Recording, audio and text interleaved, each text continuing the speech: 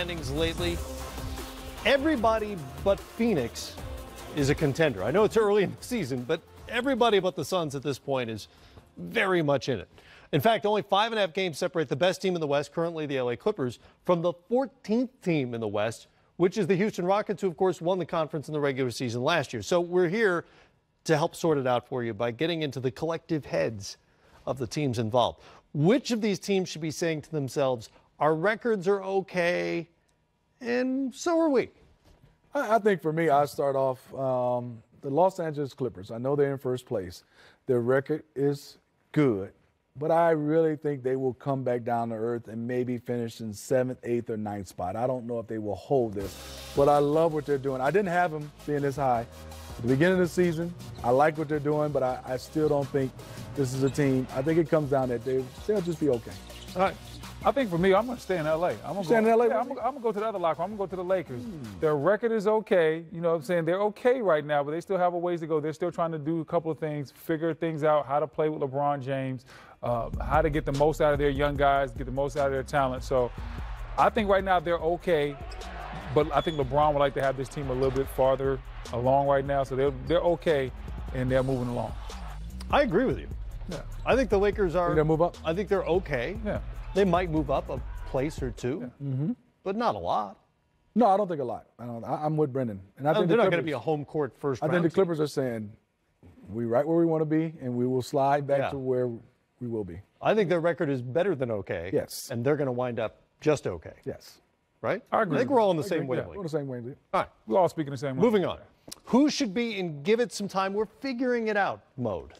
I think give it some time mode. The Minnesota Timberwolves, they're playing better right now, especially since the Jimmy Butler trade, but you still have to give it some time because there's been a changing of the guard. This is now Karl Anthony Towns' team. We know whose squad this is. Derrick Rose is having a resurgence. He's coming back playing well. So they're still about playing 500 basketball.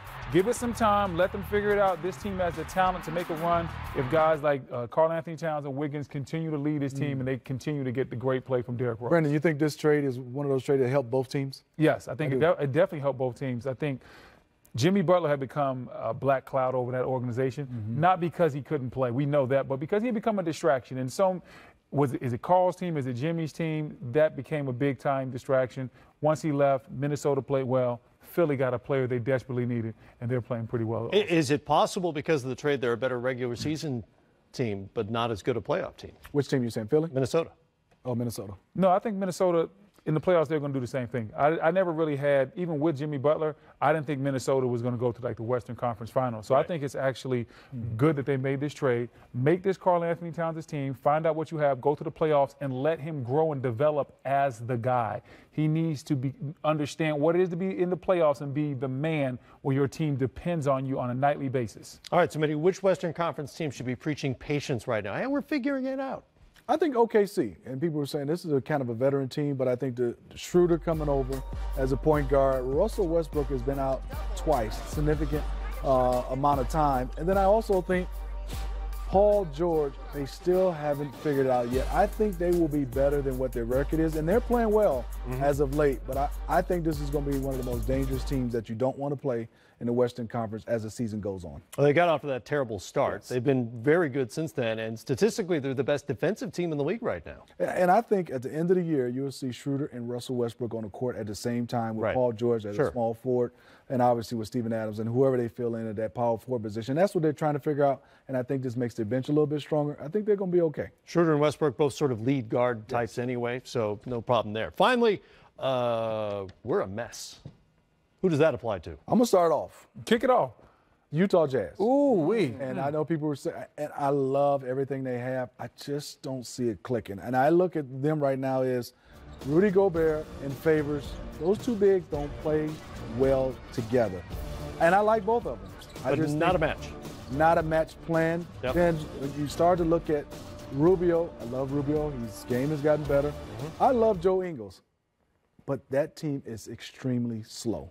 And I think you move Joe Ingles to the 4, which I think he can play a lot of 4. Right. And you have Gobert. I have Favors coming off the bench, whether it's at the 5 or the 4, and subbing one of those guys. And I just think that's what I think they need to do so they can play a little bit faster. Donovan Mitchell is like outrunning his team and the other team, and nobody's with them. So I think they need to play faster. And Kyle Korver helps space the floor, but he does not make them fast. No, they got a little slower. All right, who is it for you? The team that I think right now is a flat-out mess and is giving a lifeline, needs some help. Houston, we have a problem. The Houston Rockets do not resemble last year's team at all. James Harden has played well these last 2 games. They've still lost. This team is playing below 500 basketball. At first, Melo was supposed to be the savior. That didn't work out. Then they got rid of Melo. That didn't work out. They brought back Coach Bizdelic. That hasn't worked out. Nothing that this team has done has worked out. So they're not making the playoffs? I'm not going to say that because they have talent. I believe in James Harden in the regular season, not in the postseason, but in the regular season, I believe in James Harden. So I believe they will eventually turn it around, but they need to start turning it around fairly quickly because you keep hanging around and staying below 500, you're going to have a tough time because the Western Conference has gotten a lot better. A lot of the teams that traditionally are easy wins, Sacramento, Dallas, Memphis, those teams this year, everybody thought those teams would be down. Guess what? They're playing lights-out basketball. Well, they might argue, and in fact, their owner has argued publicly that, look, they've been hurt. You know, Paul and Harden just haven't played that often together, and when they have, they've generally won those games. But guess what? The last year they had injuries too, but they won those games. They played better. Defensively, they played better. How many times have we looked at this Rockets team and seen they've given up over 125 points? That wasn't who they were last year. Right. They played good offense, but they played good enough defense that really made this team seem like they could challenge Golden State. You wouldn't even mention this team in the same sentence with Golden State right now. It would be laughable. Right, and that was one of the things we all talked about over the summer when Ariza and Mbah a Moute got away from Houston is what's this team going to be defensively? Is it as simple as that? They're just not as good on that end of the floor? Yeah, and I think offensively they're not clicking, but I will say over the years, Daryl Morey will pull off a trade. Yes. He might give up 8 first-round picks for the next 20 years, but I think he will pull off the trade to make this team better. We heard about the offers to Minnesota for 4, 5, 6. 4 first-round picks. Yeah, as many as he could offer. All right, there you go. I think we've resolved the entire Western